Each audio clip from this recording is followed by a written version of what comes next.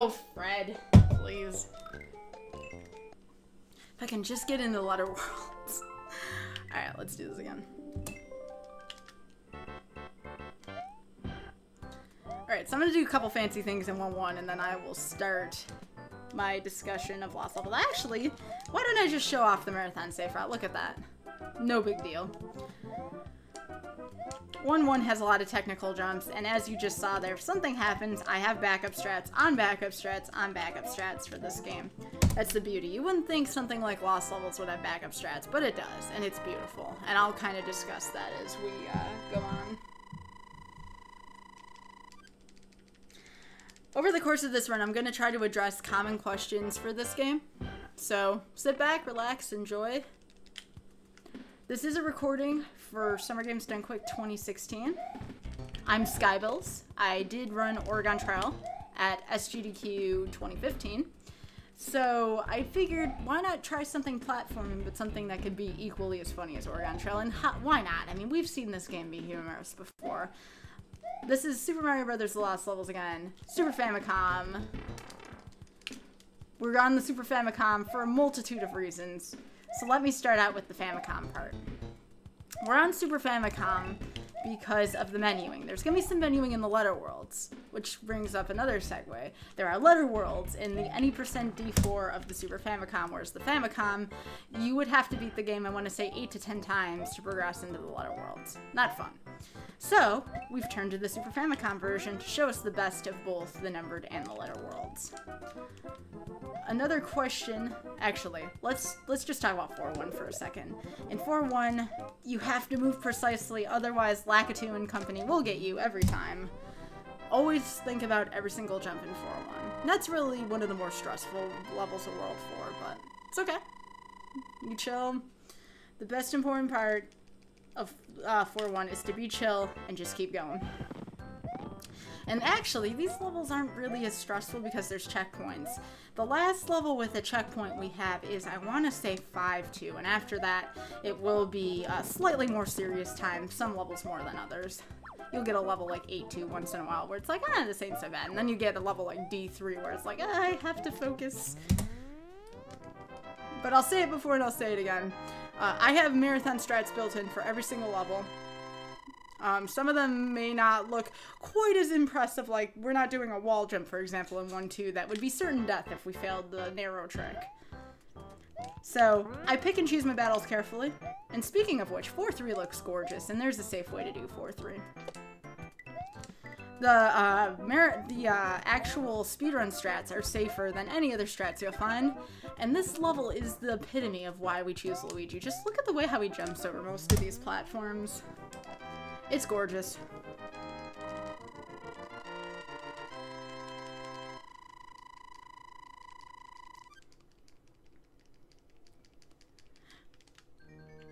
So, again, a brief note about Lost Levels speedrunning. Actually, we'll start on the brief note. 4-4 is a fact of life. There is a very RNG-esque heavy thing at the end. There are some steps we can take to reduce it, but there's still no certain way to avoid it. So hang on, just give me a second here. Perfect. The game has been very generous lately. So anyways, that fireball at the end. It is hard to control what the fireball does. I feel like there are ways in which I can manipulate it, but I would have to slow down. I'm much better trying to just full charge through it. I have a 2 out of 3 chance of making it because 2 of the patterns aren't bad. One of them is almost certain death. But worst case, you lose 20 seconds and you move on. And that is an important element of Lost Level speedrunning. If you make a mistake, you move on. There's nothing more to it. It's a fact of life. It's something we've all accepted. And really, if we didn't know how to make a mistake and move on, no one would run this game. No one would run Kaizo. You have to take every mistake with a grain of salt. And I feel like this is the game that has made me a better speedrunner overall. Quick note about World 5 here. World 5 is about as easy or difficult as I want to make it. So like right here, for example, I could do the wall jump. Looks cute. Not so cute if you die to something that is swaggy and saves about 3 seconds in the long run. So when I decide what kind of tricks to do in this game, I always weigh how much is failing this trick going to cost me. If the answer is a lot of time compared to like just living and making it through it, we're not going to do anything too crazy. Not during a marathon where people are just trying to enjoy the game actually being finished. So, right here, this is 5-2. This level's kind of hard. I got a backup strategy there. Didn't make it through the piranha jump in time. Took the turtle instead.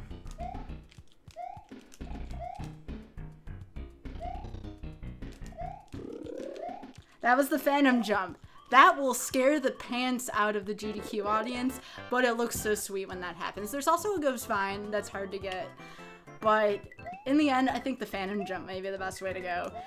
This kind of trick was shown, or kind of the whole idea behind the trick was shown during the SGDQ race between Chuck and Kuja, and they did that during one of the airships to fool the audience into thinking they were dead. If that happens and I get the phantom jump, let's make everybody laugh. Why not? 8-1's kind of serious time here. Just give me a sec. Oh! Hammer Brother RNG is kind of bad there. Again, 8-1's not too terribly long. There's a consistent way of getting through it. It's just a matter of what are these Hammer Brothers going to do.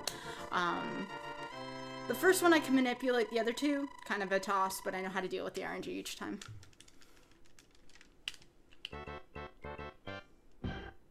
Alright, so this is 8-2. Everyone remembers 8-2 as this maze level and they couldn't figure out the exit to. Kind of stinks, but it's a nice break for the runner. And there you go, there's the exit right there.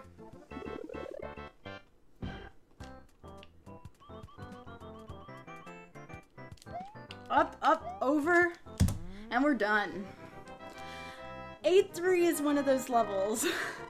I'll try my best to talk during it, but this one, the next two are kind of toughies. After that we can get back to the talking, but whew, I will let my couch do the talking here.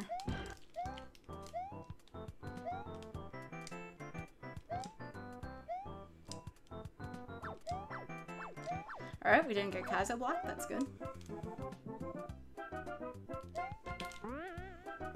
Nice. Nice, nice manipulation.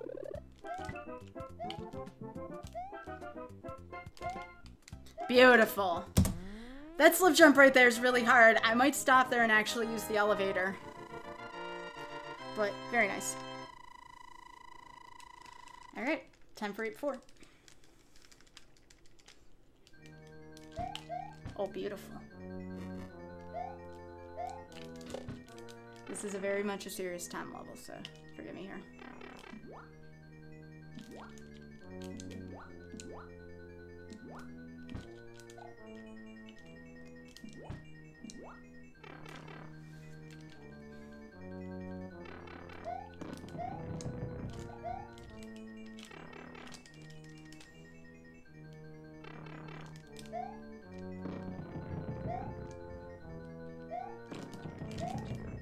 Nice. Have to run over that lava pit to get that trigger.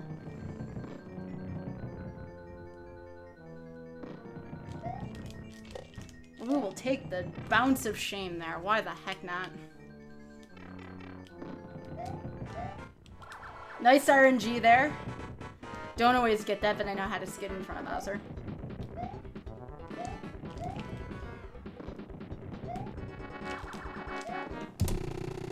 Beautiful.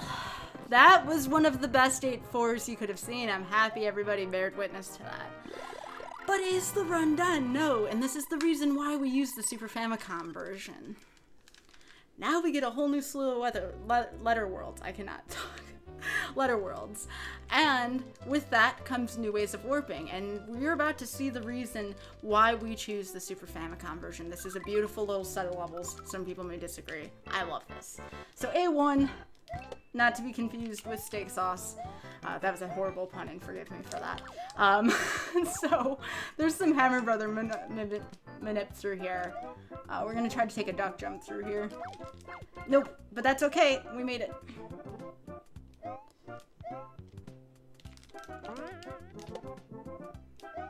2-3 up in. There we go. Beautiful.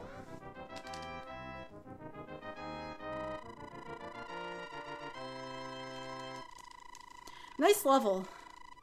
There's gonna be one jump that's a little tricky, so I might be kind of quiet through there, but we'll take it. We're also going to damage boost through here.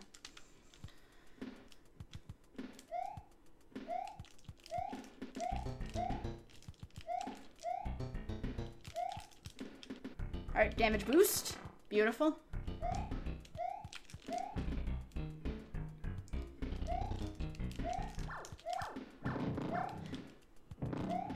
Okay.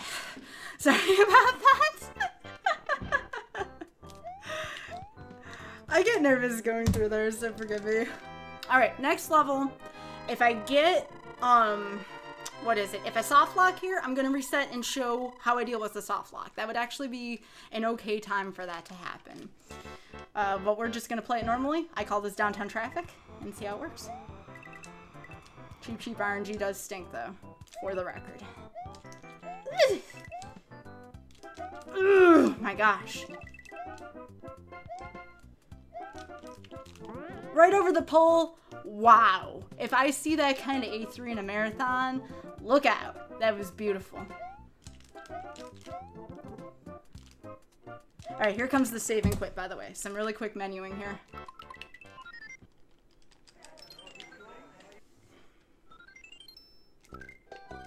Alright, to B4. Why? B4 Works to D1. And here comes the B4 puns.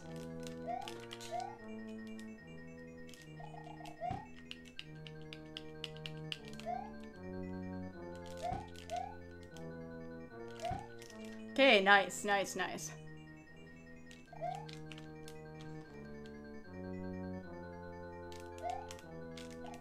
Ooh, that's okay.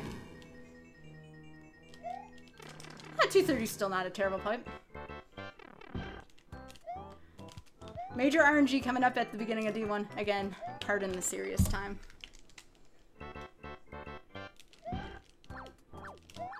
That's okay. That's gonna happen.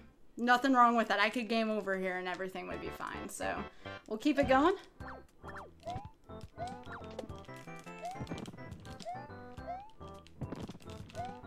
That was for Hammer Brother Minute.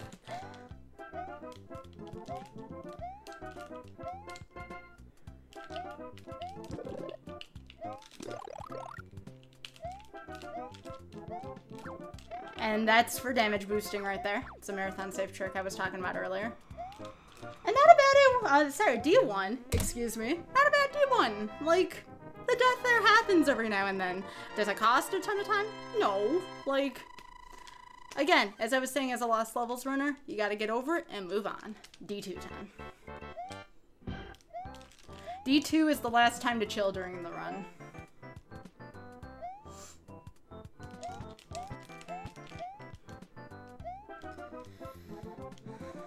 You will not breathe for the rest of the run, I assure you.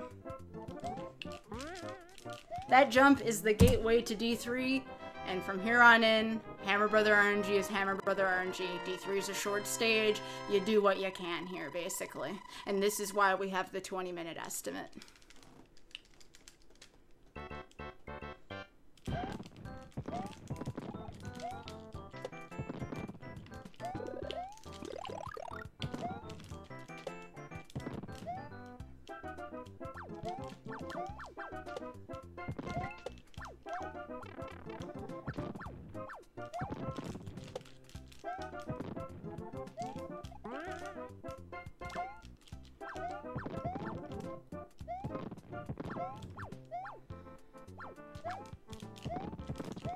Beautiful D3. We took our time a little bit at the beginning, but it paid dividends. I would love that kind of D3 at a marathon. Anyways, final level, D4.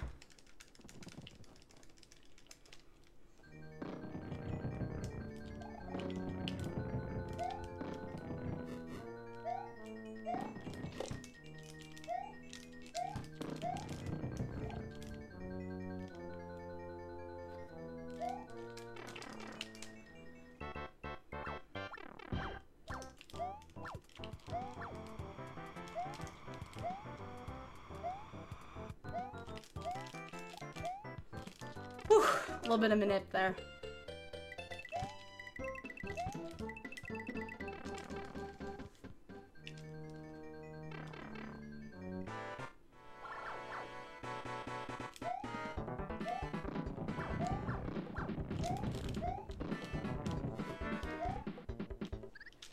That's okay, we'll keep it going.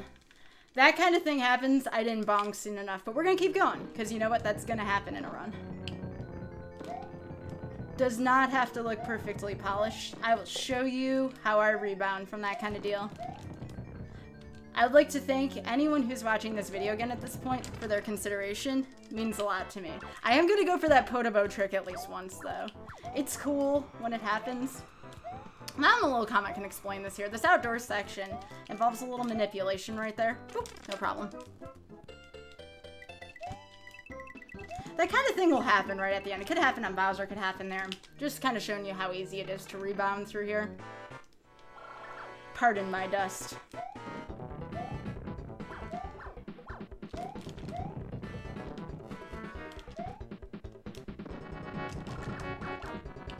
And we wait, and done! Look at that! A death at the end of D4, and we still get below 16 minutes. I hope, if anything, pushing through mistakes and just, like, keeping your cool is the most important thing to this type of speedrun. I have no issues with that kind of death. If it happens during a marathon, it happens. You push on and you keep going, and that's what makes a Lost Levels runner a Lost Levels runner. I thank, again, to who's ever watching this, and this is my submission for SGDQ. Thank you very much for watching. Okay, guys, I think as silly as that is to keep a death at the end of D4, I might actually keep that run, because if anything, it shows that even the worst mistake does not cost me the amount of time that it would. It was still below 16 minutes.